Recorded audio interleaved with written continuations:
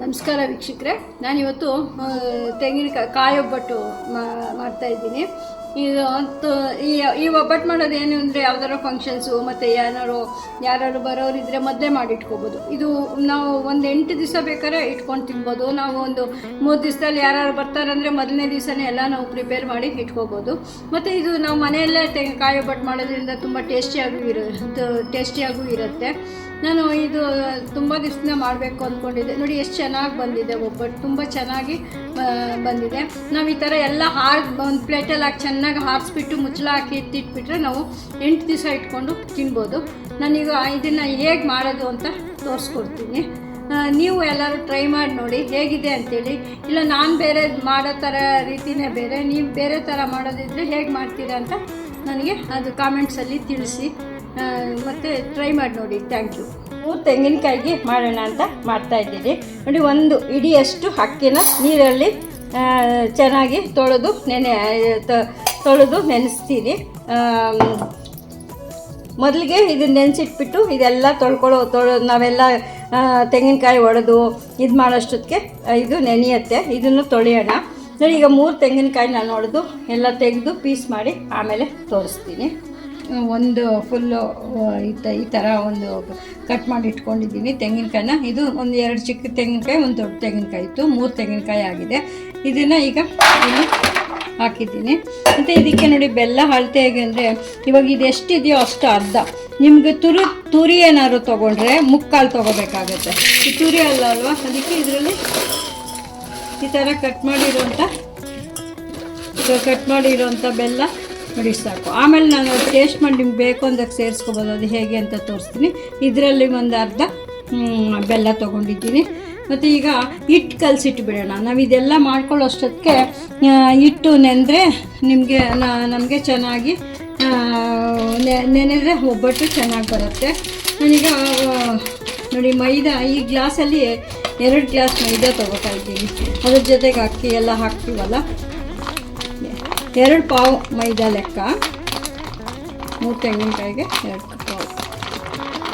ಅಂದರೆ ಅಕಸ್ಮಾತ್ ಮಿಕ್ಕಿದ್ರೆ ಏನಾಗಲ್ಲ, ಅದರಿಂದ ಬೇರೆ ಏನಾದ್ರು ನಾವು ಮಾಡ್ಕೋಬೋದು. ಬಿಳಿ ಹೋಳಿಗೆನೋ ಇಲ್ಲ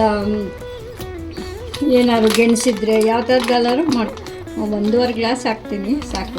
1.5 ಗ್ಲಾಸು ಅದಾದಮೇಲೆ ಹಾಕಿದ್ದೀನಿ. ಮತ್ತು ಇದಕ್ಕೆ ಚಿರೋಟಿ ರವೆ, ನಾವು ಬೇಳೆ ಒಬ್ಬಟ್ಟಿಗೆ ಚಿರೋಟಿ ರವೆ ಹಾಕ್ತಾಯಿದ್ರು ಪರವಾಗಿಲ್ಲ. ಕಾಯಿ ಒಬ್ಬಟ್ಟಿಗೆ ಚಿರೋಟಿ ರವೆ ಹಾಕ್ದ್ರೇ ಚೆನ್ನಾಗಾಗೋದು. ನೋಡಿ, ಒಂದು 1.5 ಗ್ಲಾಸ್ ಮೈದಾ ಹಾಕಿದ್ದೀನಿ, ಅರ್ಧ ಗ್ಲಾಸು ಚಿರೋಟಿ ರವೆ ಹಾಕ್ತಾಯಿದ್ದೀನಿ. ಮತ್ತು ಇದಕ್ಕೆ ಒಂದು ಚಿಟಿಕೆ ಉಪ್ಪು ಸೇರಿಸ್ತಾ ಇದ್ದೀನಿ. ಸೇರಿಸ್ಬಿಟ್ಟು ಸ್ವಲ್ಪ ಹಿಂಗೆಲ್ಲ ರವೆ ಉಪ್ಪು ಎಲ್ಲ ಈ ಥರ ಮಿಕ್ಸ್ ಮಾಡಿ, ಈಗ ಸ್ವಲ್ಪನೇ ನೀರು ಹಾಕ್ಕೊಂಡು ಕಲಸೋಣ.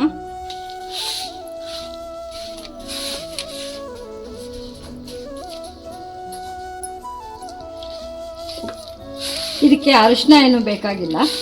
ಕಾಯಿ ಒಬ್ಬಟ್ಟಿಗೆ ಅರಿಶಿನ ಹಾಕಿದ್ರೆ ಕಲರು ಏನು ಅಷ್ಟು ಚೆನ್ನಾಗಿ ಕಾಣಲ್ಲ. ಅದಕ್ಕೆ ಕಾಯಿ ಒಬ್ಬಟ್ಟಿಗೆ ಯಾವತ್ತೂ ನಾನು ಅರಿಶಿನ ಹಾಕಲ್ಲ.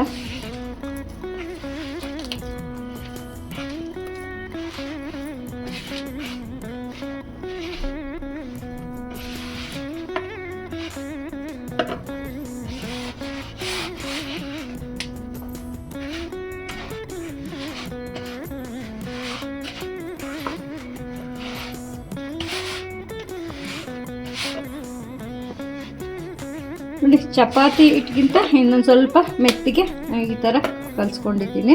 ಇವಾಗ ಇದಕ್ಕೆ ಎಣ್ಣೆ ಹಾಕಿ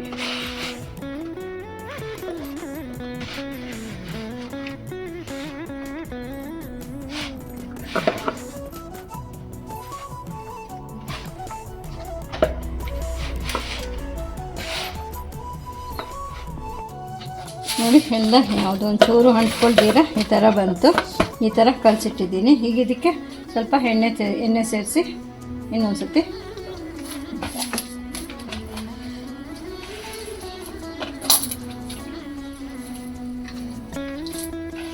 ಚೆನ್ನಾಗಿ ಸ್ವಲ್ಪ ನಾದಿದ್ರೆ ಚೆನ್ನಾಗಿ ಬರುತ್ತೆ. ಈಗ ಒಂದು ಸ್ವಲ್ಪ ನಾದಿಟ್ಬಿಟ್ಟು ಎಲ್ಲ ಹೂರ್ಣ ಎಲ್ಲ ತಯಾರಾದಮೇಲೆ ಇನ್ನೊಂದು ಸತಿ ನಾದಿದ್ರೆ ಚೆನ್ನಾಗಿ ಬರುತ್ತೆ.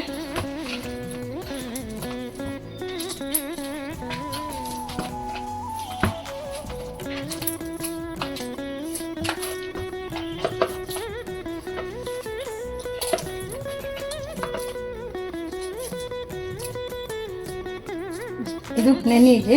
ಇನ್ನೊಂದು ಸ್ವಲ್ಪ ಎಣ್ಣೆ ಹಾಕಿ ಆಮೇಲೆ ಒಂದು ಸ್ವಲ್ಪ ನಾನು ಅದನ್ನು ಎಣ್ಣೆ ಹಾಕಿ ಹೀಗೆ ಇದನ್ನು ಮುಚ್ಚಿಟ್ಟು ಬಿಡ್ತೀನಿ.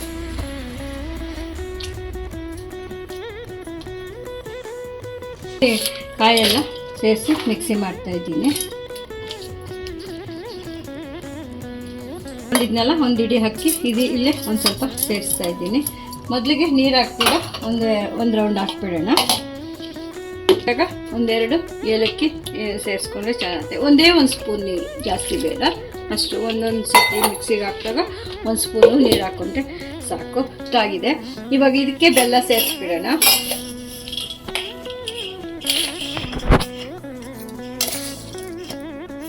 ಈಗ ಬೆಲ್ಲ ಸೇರಿಸಿ ಮತ್ತೆ ಇನ್ನೊಂದೆರಡು ಸತಿ ಮಿಕ್ಸಿಗೆ ಹಾಕ್ಬಿಟ್ಟು ಬೆಲ್ಲ ಹಾಕಿದ್ಮೇಲೆ ಆ ಥರ ಆಗಿದೆ. ಈಗ ಅದನ್ನು ನಾವು ಯಾವುದ್ರಲ್ಲಿ ಪಾಕ ಮಾಡ್ತೀವೋ ಅದಕ್ಕೆ ಹಾಕ್ಬಿಡೋಣ. ಒಂದು ಸತಿ ಈಗ ಇರೋ ಕೊಬ್ಬರಿ ನಾನು ಈಗ ಇನ್ನೂ 2 ಸತಿ ಹಾಕಬೇಕಾಗತ್ತೆ. ಇದೇ ಥರ ಹಾಕಿ ಸ್ವಲ್ಪ ಹಾಕ್ಕೊಂಡು ಏಲಕ್ಕಿ ಹಾಕಿ ಒಂದು ಸ್ವಲ್ಪ ಮಿಕ್ಸಿ ಮಾಡಿ ಎಲ್ಲನೂ ಹಾಕಿ ಮಿಕ್ಸಿ ಮಾಡಿಕೊಂಡು ಆಮೇಲೆ ತೋರಿಸ್ತೀನಿ. ಇವಾಗ ತೋರಿಸಿದ್ನಲ್ಲ ಅದೇ ಥರ ಬೆಲ್ಲ ಹಾಕಿ ಸ್ವಲ್ಪ ಏಲಕ್ಕಿ ಹಾಕ್ಕೊಂಡು ಮೊದಲೊಂದು ಸತಿ ಇದನ್ನು ಮಿಕ್ಸಿ ಮಾಡಿಬಿಟ್ಟು ಆಮೇಲೆ ಬೆಲ್ಲ ಹಾಕಿ ಮಿಕ್ಸಿ ಮಾಡಬೇಕು. ಇದೇ ಥರ ನಾನೆಲ್ಲ ಮಾಡಿ ಆಮೇಲೆ ತೋರಿಸ್ತೀನಿ. ಥರ ರುಬ್ಬಿದ್ದಾಗಿದೆ. ನೀವು ಈ ಟೈಮಲ್ಲಿ ಬೇಕಾದ್ರೆ ಟೇಸ್ಟ್ ಮಾಡಿ ಬೆಲ್ಲ ಏನಾದ್ರು ಬೇಕಾದ್ರೆ ಒಂದು ಸಕ್ಕರೆನೋ ಬೆಲ್ಲನೋ ಒಂಚೂರು ಸೇರಿಸ್ಕೋಬೋದು. ನನಗೆ ಸರಿಯಾಗಿ ಅದು ಅರ್ಧ ಹಾಕಿದ್ದು ಸರಿಯಾಗಿದೆ. ಈಗ ಆನ್ ಮಾಡಿ ಇದನ್ನು ನಾವು ಪಾಕ ಬರೋವರೆಗೂ ಕಲಿಸ್ತಾನೇ ಇರಬೇಕು. ನಾನೀಗ ಈ ಥರ ಕಲಿಸ್ತಾ ಇದ್ದರೆ ನೋಡಿ, ಇಷ್ಟು ಅದಕ್ಕೆ ರುಬ್ಕೋಬೇಕು. ಈಗ ನಾನು ರುಬ್ಬಿರೋದು ನೀರು ಅಷ್ಟು ಅದಕ್ಕೆ ಹಾಕ್ಕೊಂಡು ರುಬ್ಬಬೇಕು. ಇದು ಬೆಲ್ಲ ಹಾಕಿರೋದ್ರಿಂದ ಸ್ವಲ್ಪ ನೀರು ಬಿಟ್ಕೊಳ್ಳುತ್ತೆ. ಆಮೇಲೆ ಅದು ಪಾಕ ಬರೋವರೆಗೂ ನಾವು ತಿರ್ಸ್ಕೋಬೇಕು. ಅದು ನಾನು ಯಾವ ಥರ ಅಂತ ಇದಾದಮೇಲೆ ತೋರಿಸ್ತೀನಿ. ಆಲ್ಮೋಸ್ಟ್ ಇದೊಂದು ನಿಧಾನ ಸಿಮ್ಮು ಫ್ಲೇಮಲ್ಲಿ ಇಟ್ಕೊಂಡ್ರೆ ಒಂದು ½ ಅನ್ ಅವರ್ ಆದರೂ ಬೇಕಾಗುತ್ತೆ. ಅದು ಪಾಕ ಬರೋಷ್ಟು ಗಟ್ಟಿ ನಮ್ಗೆ ಎಷ್ಟು ಬೇಕೋ ಅಷ್ಟು ಕನ್ಸಿಸ್ಟೆನ್ಸಿ ಬರೋಷ್ಟೊತ್ತಿಗೆ ಅರ್ಧ ಗಂಟೆ ಟೈಮ್ ತೊಗೊಳುತ್ತೆ. ನಾನೀಗ ಅದು ಮಾಡ್ತಾ ತೋರಿಸ್ತೀನಿ. ಮಿಕ್ಸಿಗೆ ತೆಂಗಿನಕಾಯಿ ಮತ್ತು ಬೆಲ್ಲ ಏಲಕ್ಕಿ ಎಲ್ಲ ಹಾಕಿರ್ತೀವಲ್ಲ, ಅದರಲ್ಲಿ ತೊಳೆದ್ಬಿಟ್ಟು ನೀರು ಮಕ್ಕಳಿಗೆ ಯಾರು ಕುಟ್ಟೆ ಜ್ಯೂಸ್ ಥರ ತುಂಬ ಟೇಸ್ಟಿಯಾಗಿ ಚೆನ್ನಾಗಿರುತ್ತೆ. ಮಕ್ಕಳಿಗೆ ಅದು ಆ ಥರ ಮಾಡಿ ದೊಡ್ಡವರು ಕುಡಿಬೋದು. ಅಂದರೆ ಮಕ್ಕಳಿಗೆ ಕೊಟ್ಟರೆ ಖುಷಿಯಾಗಿ ತುಂಬ ಟೇಸ್ಟಿಯಾಗಿರುತ್ತೆ. ಅದಕ್ಕೋಸ್ಕರ ನಾವು ಫಿಲ್ಟರ್ ನೀರೇ ಹಾಕಿ ಮಾಡಿರೋದ್ರಿಂದ ತುಂಬ ಟೇಸ್ಟಿ, ಇದೊಂಥರ ಚೆನ್ನಾಗಿರುತ್ತೆ. ಅದನ್ನು ಕುಡಿಯೋಕ್ಕೆ ಕೊಡ್ಬೋದು. ಬಿಸಿ ಅಂತ ಇದೆ. ನಾವು ಇದನ್ನು ಈ ಥರ ಕಲಿಸ್ತಾನೆ ಇರಬೇಕು. ಸ್ವಲ್ಪ ನೀರು ಥರ ಆಗುತ್ತೆ. ಆಮೇಲೆ ಕಲಿಸ್ತಾ ಗಟ್ಟಿ ಆಗುತ್ತೆ. ತೋರಿಸ್ತೀನಿ. ನಾನು ಫಸ್ಟ್ ಸಿಮ್ಮಲ್ಲಿ ಇಟ್ಬಿಟ್ಟು ಅವಾಗ ಕಲಿಸ್ತಾ 15 ನಿಮಿಷ ಇಟ್ಟಿದ್ದೆ. ನಾನು ಅವಾಗ ಬಂದು ಕಲಿಸ್ತಿದ್ದೆ ಕೆಲಸಗಳು ಮಾಡಿಕೊಂಡು. ಆಮೇಲೆ ಇನ್ನೊಂದು 10 ನಿಮಿಷ ಇಲ್ಲೇ ನಿಂತ್ಕೊಂಡು ಹೀಗೆ ಕಲಿಸ್ತಾ ಇದ್ದೆ. ಮೀಡಿಯಮ್ ಫ್ಲೇಮ್, ತುಂಬ ಮೀಡಿಯಮ್ ಫ್ಲೇಮಲ್ಲೇ ಇಟ್ಕೊಂಡು ಕಲಿಸಿದ್ದೀನಿ. ನೋಡಿ, ಈಗ ಒಳ್ಳೆ ನಮ್ಮ ಒಬ್ಬಟ್ಟು ಹೂರ್ಣ ಥರನೇ ಆಗಿದೆ. ಇದು ನಿಮ್ಗೆ ಹೆಂಗೆ ಗೊತ್ತಾಗುತ್ತೆ ಅಂದರೆ, ಈ ಥರ ಒಂದು ಕೈ ತೇವ ಮಾಡಿಕೊಂಡು ನೋಡಿ, ಹಿಂಗೆ ಮುಟ್ಟಿದ್ರೆ ಕೈಗೆ ಅಂಟ್ಕೋಬಾರ್ದು. ನೋಡಿ, ಹಿಂಗೆ ಉಂಡೆನೂ ಬರಬೇಕು. ನೋಡಿ, ಈ ಥರ ಉಂಡೆನೂ ಬಂತು. ಈಗ ಆಫ್ ಮಾಡಿಬಿಡಬೇಕು. ಆ ಇರೋ ಬಿಸಿಯಲ್ಲೇ ಎಲ್ಲ ತಣ್ಣಗಾಗೋವರೆಗೂ ಬಿಟ್ಟರೆ ನಮಗೆ ಹೂರ್ಣ ಸರಿಯಾಗಿ ಬರುತ್ತೆ. ನೋಡಿ, ಎಷ್ಟು ಚೆನ್ನಾಗಿ ಒಳ್ಳೆ ಬೇಳೆ ಹೂರ್ಣ ಥರನೇ ಆಗಿದೆ. ಈಗ ನಾನು ಹಿಟ್ಟು ಆಗಲೇ ಕಲಸಿಟ್ಟಿದ್ನಲ್ಲ, ನೋಡೋಣ ಹೇಗಾಗಿದೆ ಅಂತ. ಅದನ್ನು ಇನ್ನೊಂದು ಸತಿ ಕಲಿಸ್ಕೊಂಡು ಇದಾದಮೇಲೆ ಒಬ್ಬಟ್ಟು ಮಾಡೋದು ತೋರಿಸ್ತೀನಿ. ನೋಡಿ, ಇದು ಮೆತ್ತಗಾಗಿದೆ. ಕಲಸಿಟ್ಟಿದ್ನಲ್ಲ, ನೋಡಿ, ಇದು ಇನ್ನೂ ಒಂದು ಸತಿ ಚೆನ್ನಾಗಿ ಹಿಂಗೆ ಕಲಿಸ್ಬಿಟ್ಟು ಒಬ್ಬಟ್ಟು ಅದು ಆರಿದ್ಮೇಲೆ ಒಬ್ಬಟ್ಟು ಮಾಡೋದು ತೋರಿಸ್ತೀನಿ. ನೋಡಿ, ಆರಲಿ. ಈಗ ಅದು ಹೂರ್ಣ ಆರೋವರೆಗೂ ನಾನು ಇದನ್ನು ಹಾಗೆ ಮುಚ್ಚಿಡ್ತಾ ಇದ್ದೀನಿ. ಈಗ ಹೂರ್ಣ ಈ ಥರ ಆಗಿದೆ. ಚೆನ್ನಾಗಿ ಬೆಂದಿದೆ. ಚೆನ್ನಾಗಿ ಹೂರ್ಣ ಆರೋವರೆಗೂ ಚೆನ್ನಾಗಿ ಬಿಟ್ಬಿಟ್ಟಿದ್ದೆ. ಸುಮಾರು ಇದು ಮಾಡಿ ಇದು ಮಾಡೋಷ್ಟಕ್ಕೂ ಒಂದು 2 ಅವರ್ಸೇ ಬಿಟ್ಬಿಟ್ಟಿದ್ದೀನಿ. ಈಗ ಮಾಡೋಕ್ಕೆ ಶುರು ಮಾಡಿದ್ದೀವಿ. ನೋಡಿ, ಈಗ ಈ ಥರ ಆಗಿದೆ. ಈಗ ಇನ್ನೊಂದು ಸತಿ ಸುಮ್ಮನೆ ಈ ಥರ ಮಾಡಿ ನೆಂದಿದೆ, ಚೆನ್ನಾಗಿತ್ತು ಇಟ್ಟು ಈಗ ಮಾಡೋಕ್ಕೆ ಶುರು ಮಾಡ್ತಾಯಿದ್ದೀನಿ. ನೋಡಿ, ಹೂರ್ಣನೂ ಚೆನ್ನಾಗಿ ಆರಿದೆ, ಇಲ್ಲ ಚೆನ್ನಾಗಿ ಆರಿದೆ. ನೋಡಿ, ಈ ಥರ ಇಷ್ಟಿಷ್ಟು ಉಂಡೆಗಳು ಮಾಡಿಕೊಂಡು ನಮ್ಗೆ ಯಾವ ಸೈಜ್ ಬೇಕೋ ಅಷ್ಟು ಆ ಸೈಜ್ ಉಂಡೆ ಮಾಡಿಕೊಂಡು ಈಗ ನಾನು ಮಾಡೋದು ಹೇಗೆ ಅಂತ ತೋರಿಸ್ತೀನಿ. ನಾನಿಷ್ಟು ಕಣಕ ತೊಗೊಂಡಿದ್ದೀನಿ. ನೋಡಿ, ಇದನ್ನು ಫಸ್ಟು ಇದು ಆಯಿಲ್ ಪೇಪರ್ ಅಂತ ಸಿಗುತ್ತಲ್ವ ಅಂಗಡಿಯಲ್ಲಿ, ಒಬ್ಬಟ್ಟು ಪೇಪರ್ ಅಂತ ಸಿಗುತ್ತೆ. ಆ ಥರ ಪೇಪರ್ ಇದು.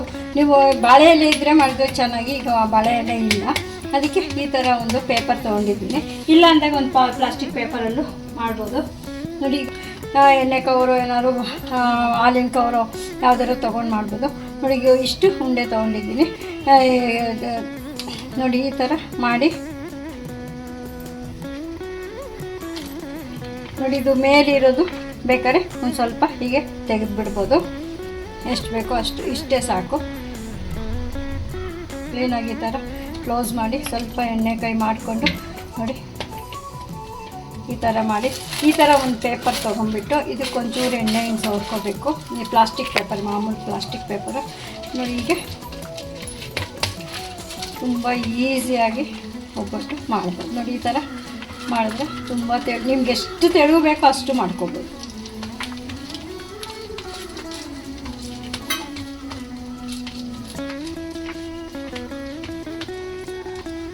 ಹೂರ್ಣ ಮತ್ತು ಕಣಕ ಎರಡೂ ಸರಿಯಾಗಿದ್ದರೆ ನಿಮ್ಗೆ ಯಾವ ಥರ ಬೇಕಾದ್ರೂ ಮಾಡ್ಕೋಬೋದು.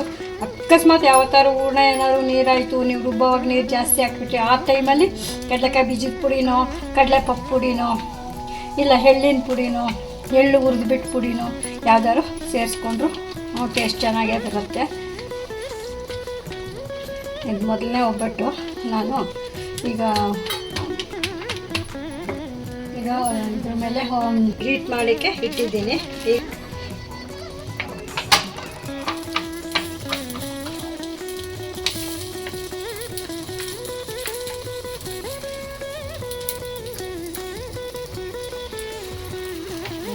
ಚೆನ್ನಾಗೇ ಬಂತು, ಮೊದಲನೇದೇ ಚೆನ್ನಾಗಿ ಬಂದಿದೆ. ಇಸ್ತಾ ಇದ್ದೀನಿ ನೋಡಿ. ಮತ್ತೆ ನೋಡಿ, ಎಣ್ಣೆ ಬೇಕು ಅಂದರೆ ಹಾಕ್ಬೋದು. ನಾನು ಹಿಟ್ಟಿಗೆಲ್ಲ ತುಂಬಾ ಎಣ್ಣೆ ಹಾಕಿದ್ದೀವಿ. ಮತ್ತು ತೆಂಗಿನಕಾಯಲ್ಲೂ ಎಣ್ಣೆ ಇರುತ್ತೆ. ನಾವು ಎಣ್ಣೆ ಜಾಸ್ತಿ ಹಾಕಬೇಕು ಅನ್ನೋದೇನಿಲ್ಲ. ಈಗ ನೀವು ಮೀಡಿಯಮ್ ಫ್ಲೇಮಲ್ಲಿ ಇಟ್ಕೊಂಡು ನಾವು ಇದೇ ಥರ ನಿಮಗೆ ಎಷ್ಟು ಒಬ್ಬಟ್ಟು ಮಾಡ್ಕೋಬೋದು. ಮತ್ತು ನಾನೀಗ ಇನ್ನೂ ಒಂದು ತೋರಿಸ್ತೀನಿ ನೋಡಿ. ಈಗ ಆಗಿದೆ. ಈಗ ತೆಗೆಯೋಣ. ತೆಗೆದು ಆಗಿದೆ. ಈಗ ತೆಗೆದು ಒಂದು ಪ್ಲೇಟಲ್ಲಿ ಹಾಕಿ ಚೆನ್ನಾಗಿ ಆರಿಸಿ ಇಟ್ಟರೆ ನಿಮ್ಗೆ 8 ದಿವಸ ಆದ್ರೂ ಒಬ್ಬಟ್ಟು ಕೆಡಲ್ಲ. ಮತ್ತು ಈಗ